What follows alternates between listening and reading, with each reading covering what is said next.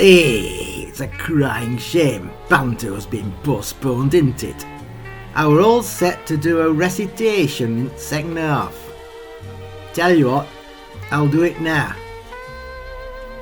It's called Albert and the Lion by a chap called Marriott Edgar.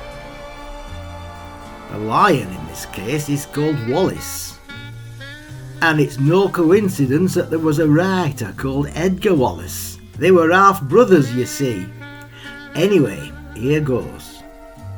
There's a famous seaside place called Blackpool that's noted for fresh air and fun. And Mr. and Mrs. Ramsbottom went there with young Albert, their son. A grand little lad with young Albert, dressed in his best, quite a swell, with a stick with an horse's head handle, the finest that Woolworths could sell. Well, they didn't think much of ocean. The waves, they was fiddling and small. There was no wrecks, nobody drowned, in fact nothing to laugh at all. So, seeking for further amusement, they paid and went into zoo. There were lions and tigers and camels, and beer and sandwiches too. There were one big old lion called Wallace. His nose, it were covered in scars. He lay in a somnolent posture with the side of his face against bars. Now, Albert had heard about lions, how they was ferocious and wild.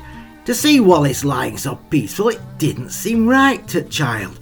So straight away, brave little fella, not showing a morsel of fear, took his stick with his horse's head handle and pushed it in Wallace's ear. Now, you could tell that Lion didn't like it. For doing a kind of a roll, he dragged Albert into the cage with him and swallowed the little lad whole. Now, father had seen this occurrence. He didn't know what to do next. He said, "Mother, yon lion's at Albert." And mother said, "Well, I am vexed."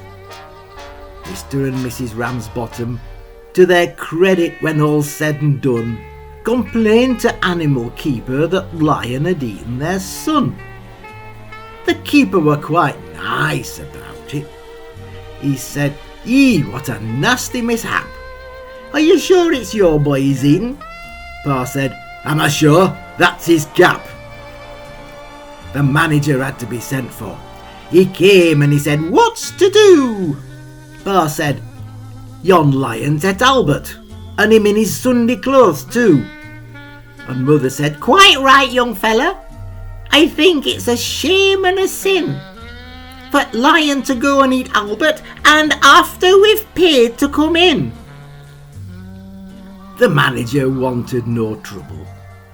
He reached for his purse right away. He said, "How much to settle matter?"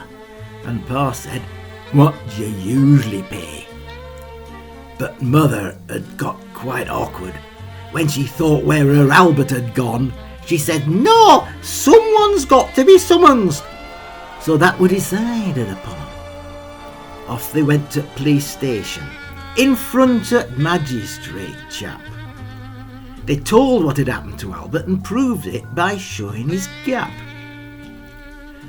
The magistrate gave his opinion that no one were really to blame, and that he hoped that the Ramsbottoms would have plenty more sons to their name.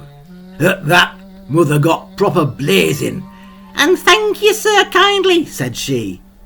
"To waste all my life raising children to feed ruddy lions? Not me.